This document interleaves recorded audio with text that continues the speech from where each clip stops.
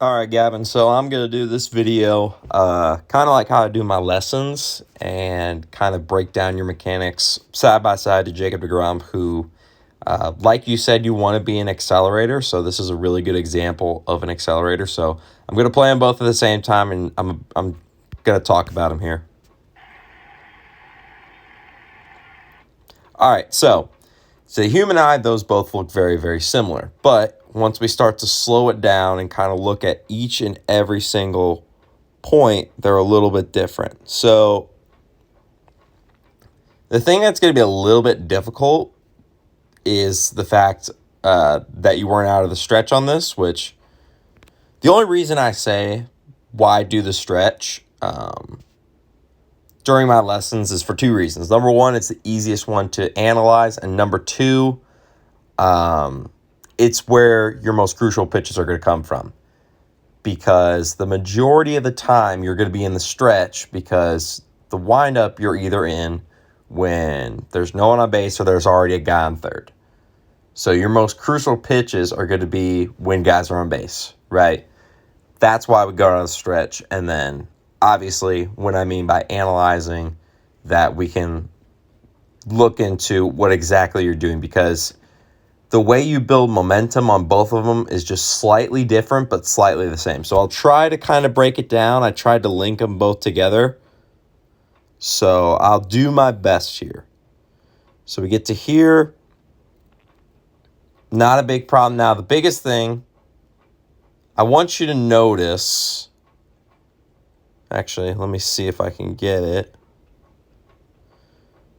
Now, the camera angle, very, very similar. But Jacob deGrom's is more straight on. Now, I just want to show you something about his leg here versus your leg that's here, right? Jacob deGrom's leg goes straight up, right? Yours goes to the side. The reason why we want to bring it straight up, think about it like a kinetic chain, right? If we are trying to get okay. The best example I could give about this is think about pitching like a test score, right? The goal is to get the most efficiency possible in our mechanics. Now, pitch efficiency is a lot different than what I'm going to be talking about. What I'm talking about is kind of more so a mental cue, because if we are trying to throw as hard as we can and do it repeatedly, which is the goal of pitching, we need to keep similar mechanics each and every time, which means we have to have mechanics that exert the most force possible. So, obviously, Jacob deGrom, it's a little bit hard to see from this angle, but he is still bringing it straight up in a way. You start to bring it straight up and then go slanted, right? And I don't think it, and I'm not necessarily going to say it's a bad thing right now, at least, because granted, like I said, you're not in the stretch, so I can't necessarily see it. But I would say just something to work on. A good drill is just go straight up, down, straight up, down, straight up, down, straight up, down. Now, I also want to show you something that you do really, really well, like Jacob deGrom does. And this is how I know you're an accelerator. Watch Jacob deGrom's hips, watch your hips, right? Jacob deGrom's, they're going immediately on leg lift, right? Yours immediately going on leg lift. So that tells me you are an accelerator. I know we talked about on Instagram just a little bit that you want to be an accelerator, so you're already doing the correct steps to get there. Get to here. Good break. You ride your back leg very, very, very, very well.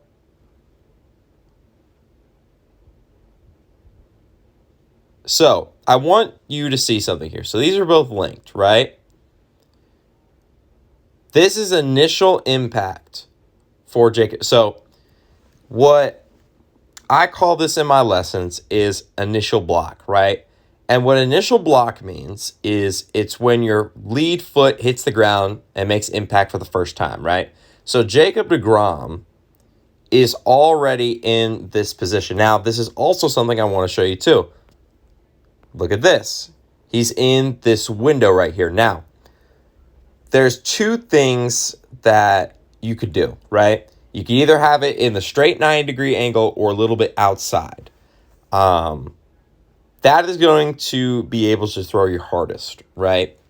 Now, for me, what I do, and this is something I'm trying to correct right now, is I go inside that 90-degree angle, which is what a lot of quarterbacks do.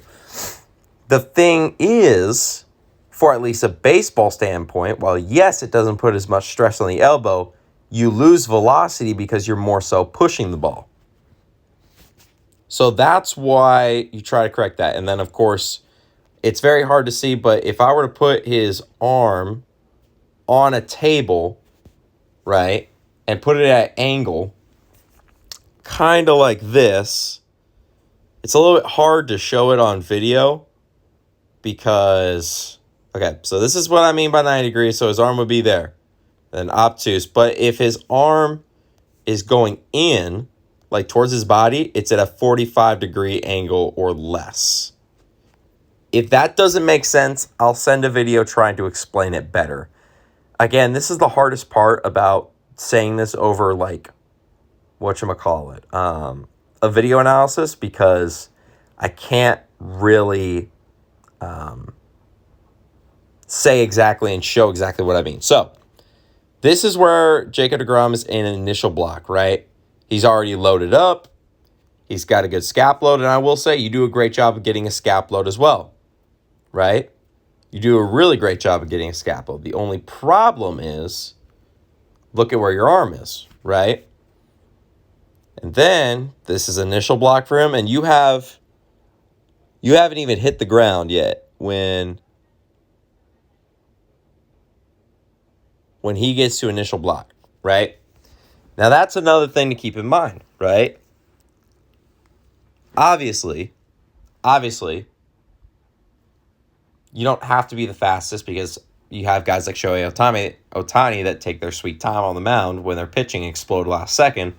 But for an accelerator, your goal is to maintain that acceleration and use gravity to your advantage, right? So by slowing ourselves down, that's going to take away from the effect of gravity, right?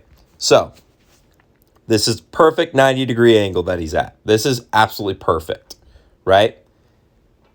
And now, so you don't really have an initial... Actually, this is more so... I guess that's more so your initial block. So look at his initial block there. He's already loaded. You're not even above this line yet of your shoulder. When he gets to full block, you're at initial block. You're not above the shoulder. Full block. Now we're starting to bring the ball up, right? And now you are actually starting it at a good angle. You're starting the whip action behind your head, which is actually not bad. But realistically, we want to start our whip action just barely behind our head. We really kind of want to whip it right as it gets to our ear. That's where we want to whip it. Versus here, right, you're whipping it just... It's almost like you're whipping it like behind your hair. Now, obviously, the reason why you're doing that is because your arm's delayed. Now, here's something I'm going to talk about a little bit more, right? So watch Jacob deGrom's back arm here. Watch yours, okay? This is another difference between an accelerator and a driver, right? Jacob deGrom, while yes, he goes into the ground, he kicks it up really quick, right?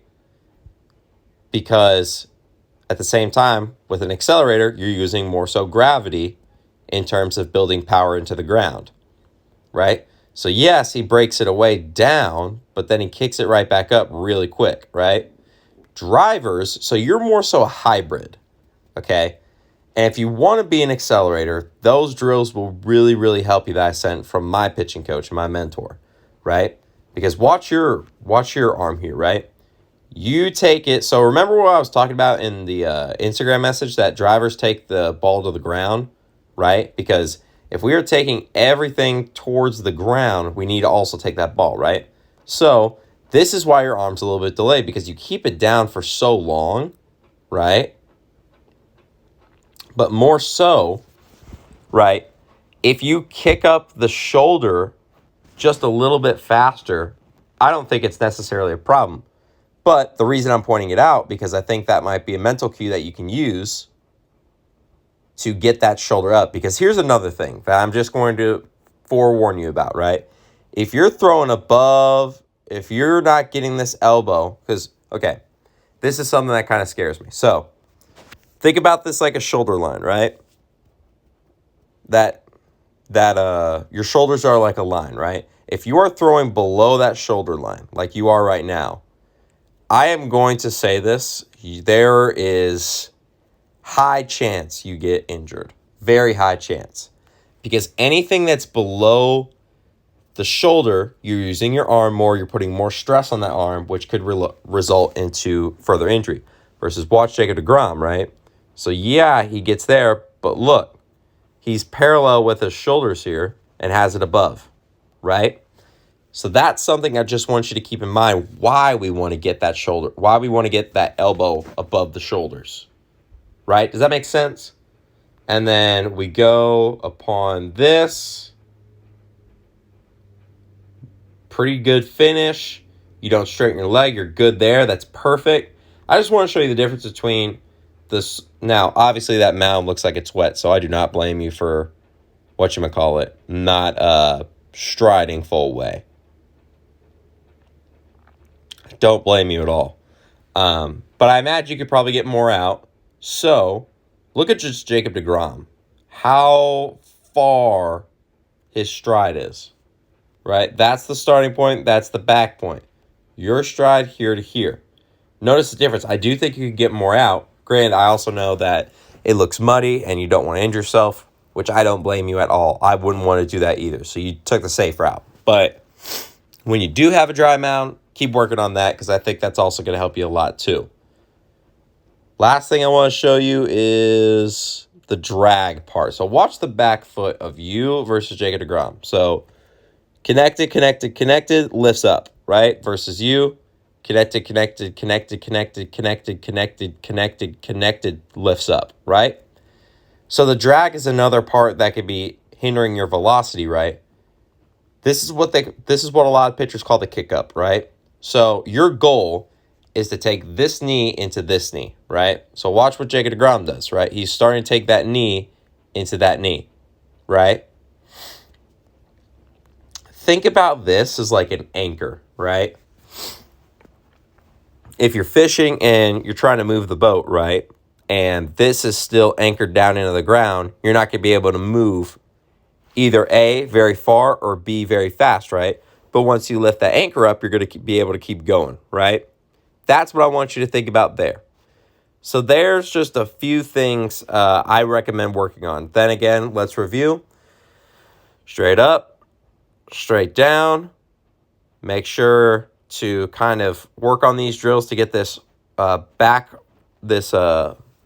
throwing arm to get up over the shoulder better, right? Get a better takeaway. And then from there, make sure work on block position, which I think this video kind of talks about, which I think those drills also talk about getting in block position. And then obviously stride out a little bit and then limit the drag as much as possible. Other than that, it's a really good starting point, but I think working on those will help you gain velocity. But like I said a few months ago, biggest keys to velocity, the first step is getting sound mechanics, right? Better efficiency with mechanics. Second part from that, get in the weight room. Get stronger. Eat a good diet. From there, work on long toss to train your accelerators and decelerators and your fast twitch muscles. And from there, you should be able to see better increases in velocity. Now, obviously, I can't guarantee you're going to see it, but there's a better shot you're going to gain velocity. I hope that makes sense. Hopefully this helps you a lot. Keep working hard.